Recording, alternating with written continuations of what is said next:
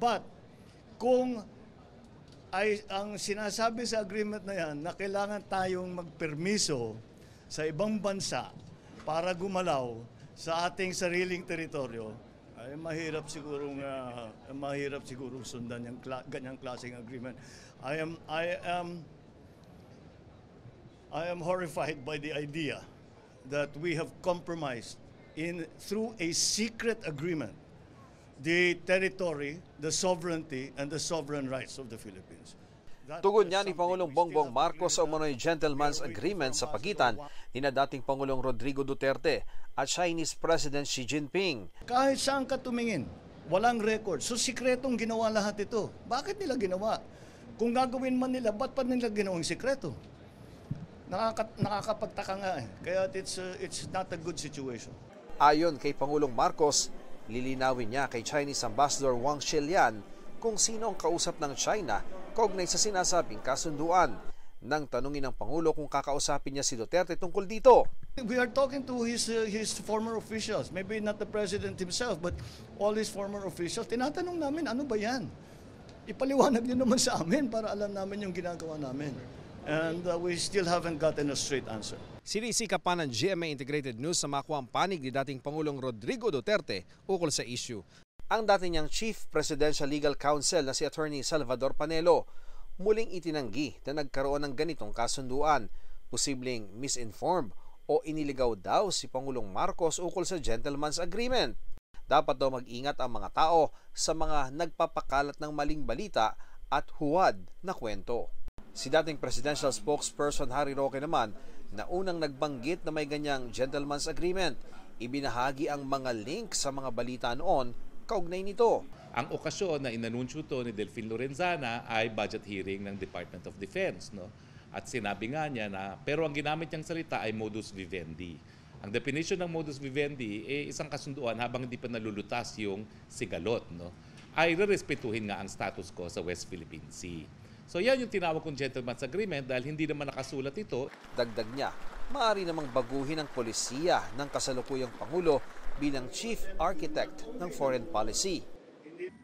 Ayon sa AFP, isang China Coast Guard vessel at 4 na Chinese Maritime Militia vessel ang namataan sa Yungin Shoal, kabilang sa 48 Chinese vessel na nakita sa mga lugar na okupado ng Pilipinas sa West Philippine Sea. 24 sa mga ito namataan sa vicinity ng Scarborough Shoal o Bajo de Masinloc. Sa Pag-asa Island na bahagi ng Bayan ng Kalayaan sa Palawan, isang Chinese Navy ship, isang China Coast Guard vessel at 14 na maritime militia ang namataan. Nitong Lunes, isang CCG vessel ang namataan ng mga nasa Pag-asa Island. Halos dikitan pa nito ang mga bahurang pumapalibot sa isla. Kahapon naman ay dumaan din sa parehong lugar ang isang Chinese fishing militia. Wala pang kasawag. Kinanyo. Malapit lang. Ginagawa na nilang daanan ni bandang silangan na Pag-asa Kalayaan Island. Ngayon lang namin nakita na talagang nandiyan sila. Nagulat yung mga tao, naglabasan yung mga tao. Maanang ginawan, hindi naman masyadong nagtagal. Sa bagong pahayag, iginiit ng China na sila ang may soberanya sa Pag-asa Island at iligal ang pananatili doon ng mga Pilipino, taliwas sa matagal ng paninindigan ng Pilipinas na atin ang Pag-asa Island. Tingin ng isang security analyst, ang ganitong pagkilos ng China, posibleng reaksyon sa gaganaping trilateral security meeting ng Pilipinas, Amerika at Japan. There'll be a declaration also for joint patrol by the 3 members of this bilateral alliance. That might probably include patrols, terms of the resupply, and even as far as Pag-asa Island, showing that they're willing to engage the Philippines, the U.S., and Japan in a brinkmanship, in a game of brinkmanship. Ang mga agresibong hakbang ng China sa ating mga barko sa West Philippine Sea, kabilang sa tatalakayin sa makasaysayang trilateral meeting sa pagitan ni Pangulong Bongbong Marcos, US President Joe Biden at Japanese Prime Minister Kishida Fumio. Ayon kay US National Security Advisor Jake Sullivan, nitong nakaraang linggo lang nagsagawa ang 3 bansa kasama ang Australia ng quadrilateral joint naval drill sa South China Sea at asahan daw na mas marami pang ganyang pagpapatrolya ang makikita sa hinaharap. This trilateral meeting comes at a very important time as the Philippines has found themselves under increasing pressure from the PRC in the South China Sea.